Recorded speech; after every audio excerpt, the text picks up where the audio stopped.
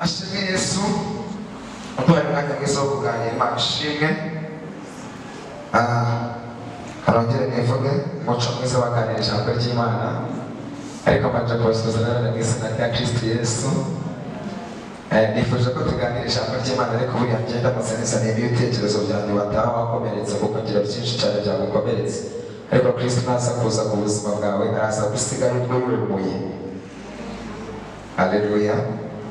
Icyo musabye rero njyewe namusabye kuboneza amatwi yawe, kubona ukantego kamanga amaso, tukaganira ijambo ry'Imana. Ijambo ry'Imana ni ubuzima. Ijambo ry'Imana kamenya ko ari ijambo ry'Imana tubwira ngo umuntu wumva ijambo ryanjye karikomeza azaba nk'umunyabwenge watsinze urutare. Haleluya. Uyu munsi rero ntabwo ngiye kubwiriza, twababwirije, twabahanuriye imodoka, twabahanuriye inzu, ariko ngiye kubabwira aho ibyo byose bituruka.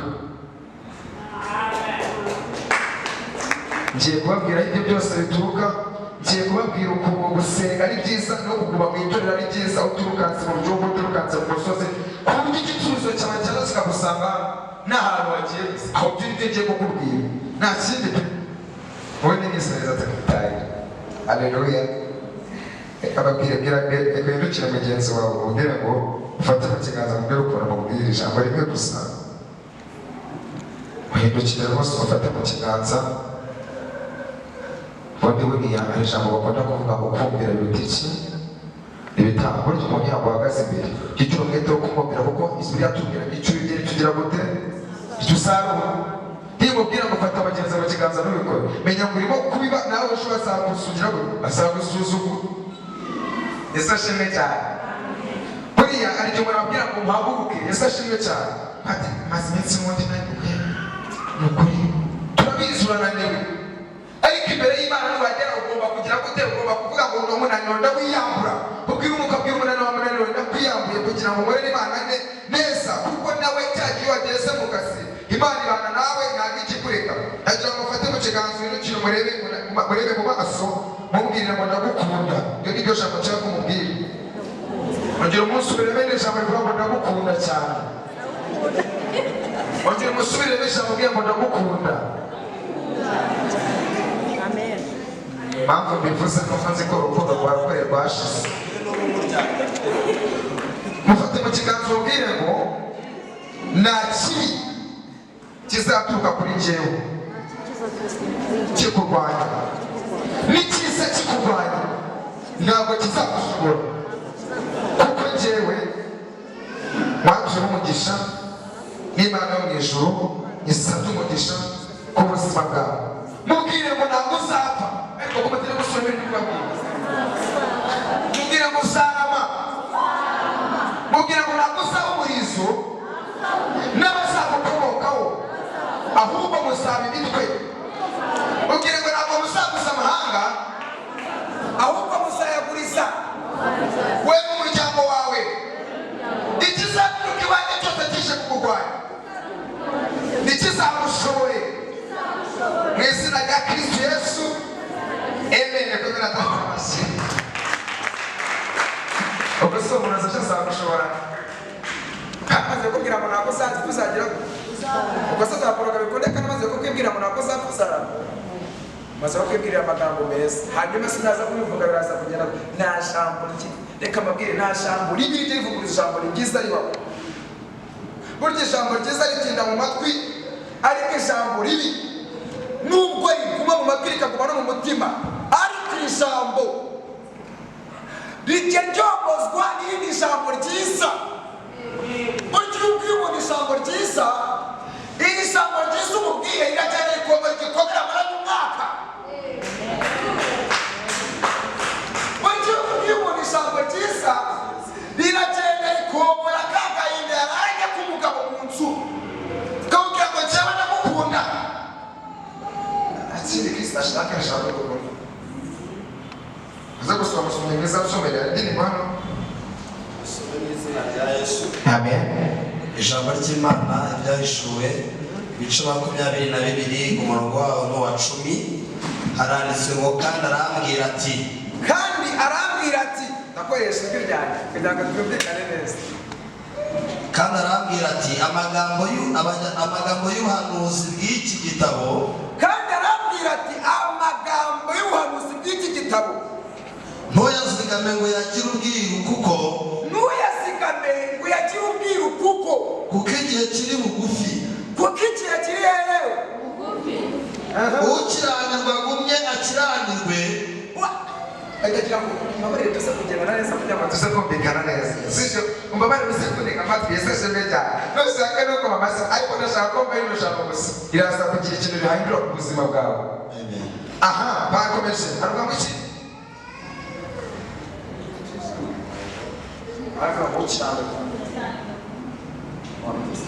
Ukiranirwa agumye akiranirwe. Ukiranirwa agumye akiranirwe mu yandi magambo ntabwo tukubujije kugira gute gukiranirwa. Uwanduye mu mutima agumye yandure. Uwanduye mu mutima agumye agira ate yandure. Umukiranutsi agumye akiranuke. Umukiranutsi agumye akiranuke. Uwera agumye yezwe. Kandi uwera agumye agira gute yebwe yezwe. Dore naza vuba. Dore Kristo njyewe Kristo naza vuba. Zanye ingororano. Kugira ngo ngororere umuntu wese. Kugira ngo ngororere buri muntu wese. Bikwiriye ibyo yakoze. Ibikwiriye ibyo yagize gute yakoze. Wibutse ko niba waratukanye azakugorora ibyo nta kintu usheneye. Niba warakoze neza warafashije abantu azakugorora kuko ingororano zawe zigize gute zirahari. Ndarufa na Omega. Jewe Uwiteka ndarufa hanyuma ndi na Omega. Uwa mbere n'uwa nyuma. Kandi ni uwa mbere mwanya magambo. Itangiriro n'iherezo. Nta yindi mana iriho, nta n'izaza, nta n'izahindura ubuzima bwawe nayo, nta n'izabushyigura umuryango nta yindi usibye iby'itangiro yarangiza ikaba n'iherezo, usibye Imana yaremye ijuru n'isi igatereka imisozi igatereka inyanja. Iyo niyo Mana ivuga ngo njyewe n'itangiriro narangiza akabona Omega. Hahirwa abamesera ibishura byabo. Kutaya aseketerebo. Hahirwa abamesera ibishura byabo. Akosha kugira ngo bemererwe kwegera cya giti cy'ubugingo. Kugira ngo bemererwe kwegera cya giti cy'ubugingo. Kandi bagere mu marembo binjire muri rwa rurembo. Kandi bagere mu marembo binjire muri rwa rurembo. Uko gahunda utarakurira igishura cyawe nakwinjira mu rurembo siyowe. Tukugenda n'amaneza. Hanze magambo. Utayizera Imana y'itangiriro, utayizera Imana yaremye ijuru n'isi, utayizera Imana yaremye ubuzima bwawe yarangiza imiryango ikakuvaho, abavandimwe bakakuvaho, inshuti zikakuvaho, ndetse ibyo aribyo byose wabonaga bigufashe bikakurekura, warangiza ukabaho utayizera iyo Mana. Mu yandi magambo ntabwo uzinjira muri rwo rurembo siyo. God bless you. 16. Sorry, 15. Hanze hazaba imbwa n'abarozi. Ndashaka dukina kuri kino kintu. Aho ni hanze. Harba ngo hanze bafitisha abatonje mu nzu y'Imana y'Imana. Abakumenda amasoko ko ugize igururo kwinjira mu nzu y'Imana. Abakumenda atamasi kutari hanze. Hanze hazaba imbwa n'abarozi. Hanze hazaba imbwa n'abarozi. N'abasambanyi n'abicanyi. Abasenga ibishushanyo. Umuntu wese ukunda kubeshya akabikora. Aka kantu rero ko nibuze gutinda. Uri hehe? Ni mu Gatsata, uri Nyabugogo kandi ngo mugabo aragica arakwica ubundi cyajya cyo gusa igihe cyose mubane katakwisha. Uri hehe? Ni Nyabugogo. Ese ko njyewe ni Nyabugogo uri hehe? Gusa ngo rero ndimo gushaka bari no gushaka papa y'umwana. Asabika n'iki? N'abakunda kujya bakagira gute? Ubwo ngubwo uri kujya mu rurembo. Ikomereze. Jewe Yesu umva ijambo yavuze.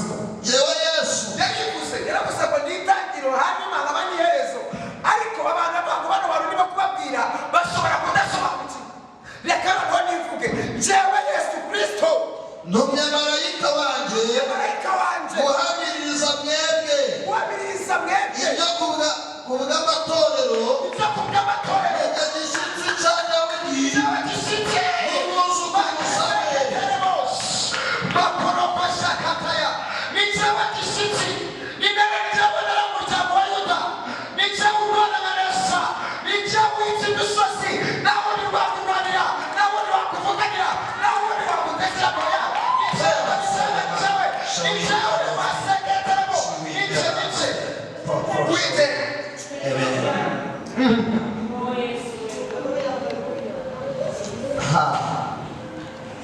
dukomeze dusoma kandi nijye nyenyeri yaka yo mu ruturuturu kandi ni jewe nyenyeri yakaye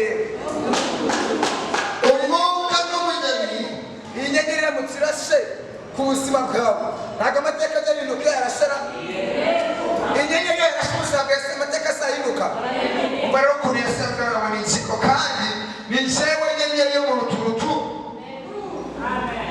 sawa umwuka n'umugeni barahamagara bati umwuka n'umugeni umva ngwino kandi ngwino uwumva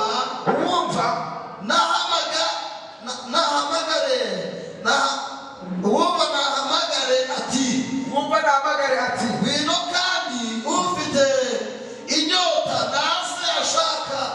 naze ushaka ajyane n'amazi y'ubugingo ku buntu. yego ariko wibutse ko abageni ni benshi sibyo abageni baba benshi cyane ariko habegukwa bangahe habegukwa bake ntabwo ndi kuvuga abageni ko abageni burya umugeni baraje kubegukwa sibyo ahubwo ndaza kuvuga abakobwa hanyuma abakobwa umusore ajyaza akaza muri nka batandatu mwese akabitegereza akabanyuraho nk'uko ibwami byakorwaga bajyaga bafata abakobwa umugeni amazina y'abakobwa beza bagacibura umwami yateye intebe yagize gutya akareba umukobwa mwiza uteye neza ufite amaso meza nyine arebamo ufite udafite inenge muri makeya kuko turi kuvuga muri amagambo sibyo hanyuma agatoranyamo umwe wenyine uza w'umwamikazi rero turi abageni ba kristo ariko siko twese tubengukwa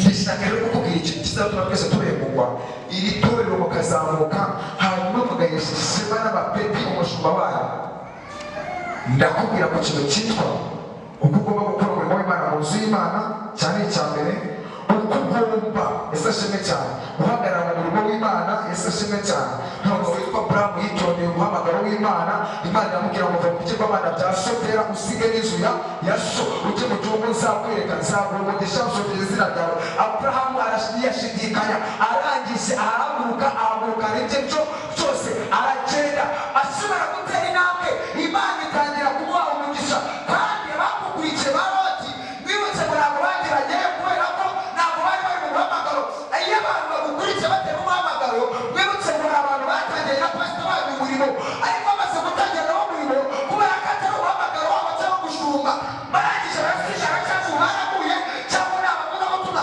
kubera ko kubaka ubwami bw'imana byagize gute cyarabananiye umuhamagaro uri muri uyu nguyu hasigaye abanyamuhamagaro rero tuhamagara turi benshi ariko muri aba tuhamagara turi benshi yego azatoranya ikintu kiba cyatumye tuza hano ntabwo ari kugira ngo tubabwire ngo mwakire ibitangaza umva mubari ushobora kubasura ukamubwira ngo ufite inzu bamaze kuganura inzu ku nshuro zingahe zirenga 15 ariko se kubera iki bari kubwira rimwe kabiri gatatu bikareba bigera mu icumi ya zitaraza kubera iki tekereza icyo kintu barakubwira inzu utimana akavugana nanjye amina mutera rero ati n'ejo narayitiye uri kurambirwa none sinzi imana yesu asaba uko ufashe imana kari ku isi barakagutanga ituro ngo twishyure sare nuko cumi narayatanze hanyuma kuba yatanze ubwo ngubwo niyo basora yani yo ku cumi aribukwa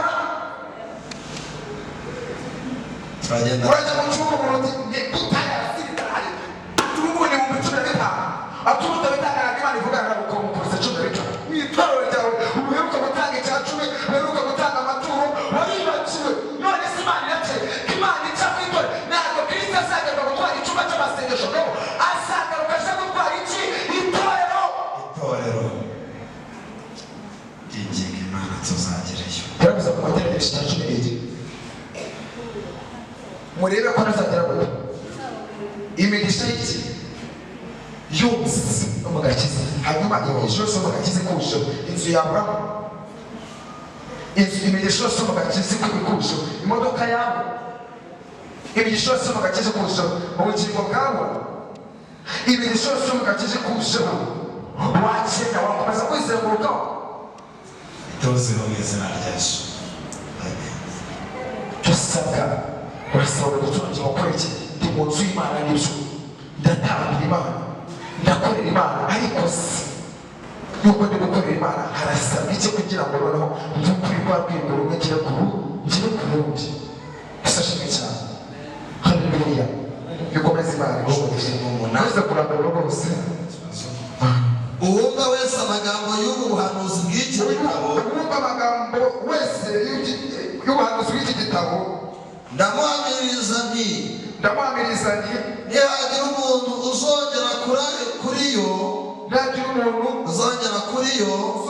yo Imana izamwongereraho ibyago byanditswe muri iki gitabo. hanyuma natwe tubwiriza dufite kondisiyo niba uri umuvugabutumwa yigisha ijambo wasomye wibuka ko umuntu yigisha hano avuga ngo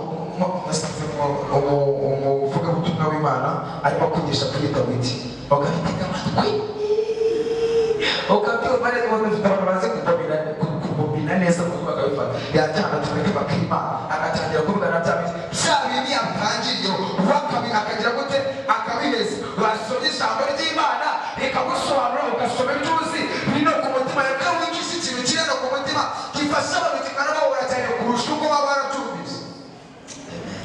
Haleluya ikomereze 19 ariko umuntu urimo kubikora inyuma ye hari ikindi kintu Kristo azaza icyo kintu ni cyo azamukwita ikinyafu kandi aka kanyafu ka Kristo kararyana kandi nihagira umuntu ukura ku magambo y'iki gitabo cy'ubuhanuzi Imana izamukura ku mugabane wa cya giti cy'ubugingo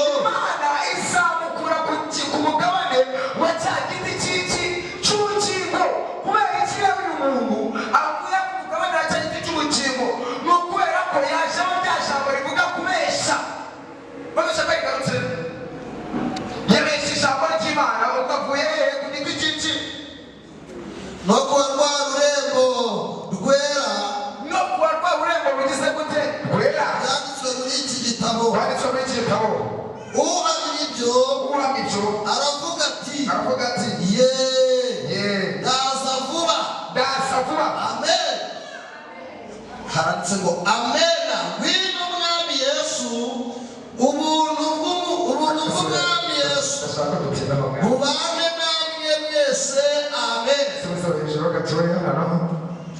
haranditse ngo uhamya ibyo aravuga ati ye ndaza vuba amen ngwino mwami Yesu ubuntu bw'umwami Yesu ubane namwe mwese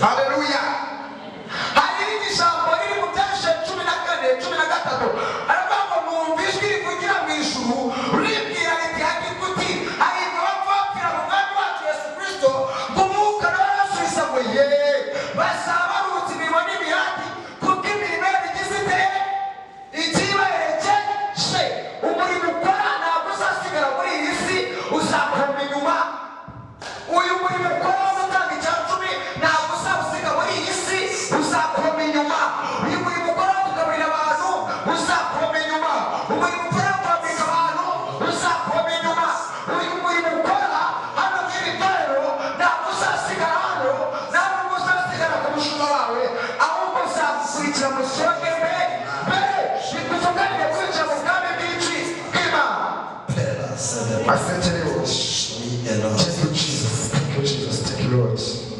Hallelujah. Amen. Hanyuma reka tuve kuri aya magambo ubundi dusoze kuko agenda mu ijambo ry'Imana ubundi bajya guha umunyarwanda wacu umugani aravuga ngo ubwira uwumva ntagira ati ubwira uwumva ntaboneka no gukiranuka ni ugukiranuka se shimwe cyane cyumweru gusenga gusenga niho gusoma ijambo ry'Imana gusoma ijambo ry'Yesu umuntu yahora bisubiramo twumvise byinshi ariko ntabwo ariko byose twabikomeza kandi amagambo yose tuvuga ntabwo ariko njye wowe wicaye urebe yose ntabwo ariko wayafata ufatamo akawuyo. sashimwe cyane kadusa ahantu tugiye kuvuga kuri ino jambo ryitwa ndaza vuba tumenya ngo byashuwe karindwi na makumyabiri avuga ngo ndaza vuba kuri iryo jambo tugiye kuvugaho naryo kubera iki Kristo yavuze ngo ndaza vuba. Reka nabwire dusome mu izina rya Yesu. amen. Ibyahishuwe ibice 7 umurongo wa 20. Yego. Hari titire y'amagambo ivuga ngo Abisirayeli bakiranutse bazarokoka. Abisirayeli bakiranutse bazagira gute? Abisirayeli bakiranutse bazarokoka. Abisirayeli bagomba barasobanukirwa abayeho muri Abisirayeli nawe. Yego. Hanyuma reka mbabwire bakiranutse bazarokoka. Reka mbabwire ubundi iyo bakiranutse ubundi kababwire ibintu biba bitwasaniye gutya ariko iyo bakiranutse ukagera imbere ya Kristo uba urokotse. Kurokoka rero ni iki? Tujya tuvuga ngo umuntu yarokotse ukajya ubona umuntu ngo yacishijwe uyu munsi amaze gukizwa ejo nyine yacishijwe ariko yabivuyemo. Ese ashimwe cyane. Hanyuma uriya muntu uje kwakira Kristo nk'umwami n'umukiza akavuga ngo ndakwemeye nk'isezerano ryose nagiranye na Satani ndarisheshejwe isezerano nawe uriya muntu isezerano wakoze nibyo bimubwira ngo ugize gute urarokotse. Ntabwo aya mazi tujyamo ariyo aduha kurokoka. Sashimwe cyane. Ahubwo biratubwira ngo nimwatuza akanwa kanyu ko Kristo ari umwami n'umukiza umusaba mukijijwe mukizeza n'imitima yanyu. Yesu ashimwe cyane. Mu yandi magambo iyo twijeje umutima yacu Yesu ashimwe cyane tukatuza akanwa kacu ko Kristo ari umwami n'umukiza tugasesa ya masezerano twagiranye na Satani yaba ibi byose biramuhanagura. Niyo tutabatizwa uretse mutera maze kwatura agakiza ntangira gusenga nuzuye umwuka w'arabatizwa.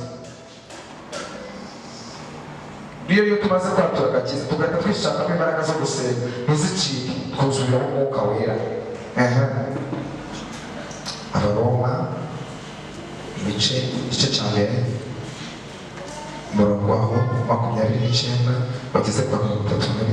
Kristo agumugisha. Dusome mu izina rya Yesu urwandiko Pawulo yandikiye Abaroma igice cya mbere umurongo wa 20 umurongo wa 29. Yego tugenda hari ijambo rivuga ngo buzuye gukiranirwa kose n'ububi no gukira no kuburakarira n'igomwa buzuye n'ishyari n'ubwicanyi n'intonganya n'ubugambanyi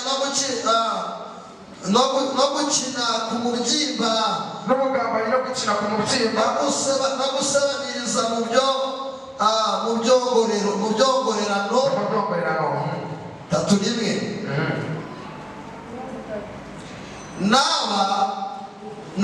n'abatukana n'abanyimana n'abanyagisuzuguriro n'abirarira n'abahinda ibibi n'abatumvira ababyeyi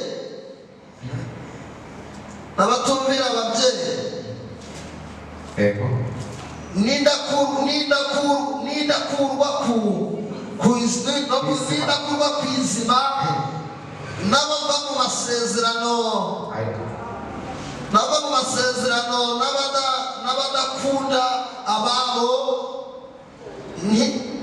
n'intababarira mwakire neza ijambo ry'Imana. Tugiye kurisubiramo ariko tubanje turisanishe n'iri jambo dusohoze Imana ibahobera umugisha sibyo?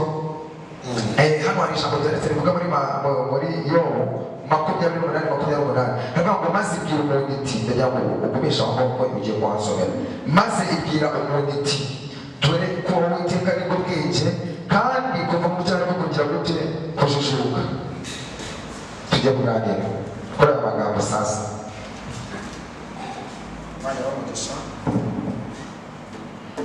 Haranditse ngo maze ibwira umuntu iti dore ko Uwiteka ari bwo bwenge kuva mu byaha no kugira gute. Mu yandi magambo iyo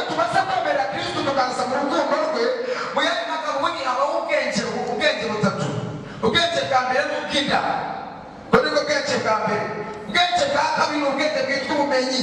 Ubwenge bwitwa ubumenyi nibwo twohereza abana ku mashuri bakajya gushaka kugira ngo bazaje batugirire akamaro. Yesu ashimwe cyane. Ariko ubwenge hari igihe ubutunga hakabura uwo mwana akabura ubwenge bumwe gusa akakubera icyumba kandi yarize kandi yaragize gute yarateye imbere. Ariko hari ubundi bwenge tugomba gukenera twebwe. Umuntu mukuru abukenera, umwana wese abukenera, umusaza abukenere, umukecuru abukenere, urubyiruko rukenere. Kamenya ko urubyiruko ari cyo rimo kigira gute nibwo rimo kubura gusa. Ubu nibwo bwenge urubyiruko rurimo kugira gute kubura. Mu bwenge buturuka ku Uwiteka. Ubu nibwo bwenge urubyiruko rubura. Ubu nibwo bwenge umuntu abura yarangiza akaba igisambo. Ubu nibwo bwenge umuntu abura yarangiza akahinduka iki agahinduka injiji. Yesu ashimwe cyane. Haleluya. Amen. Maze igihe umuntu itendera ko Uwiteka nibwo bwenge. Mu yandi magambo iyo umusambanyi uba uri injiji. Sibyo? Iyo uri injiji. Sibyo? Iyo ugira ishyari n'ingoma uba uri injiji. Iyo usanga umurimo w'Imana uba uri injiji. Iyo utumvira uba uri injiji. Sibyo? Kabiri, iyo wambaye ipantaro urangiza ikamara ukagera hano munsi y'amabuno uri iki? Uri injiji. Niyo wambara amabini ukagenda ukamanuka ugashyira hano uri injiji. Muyazamura.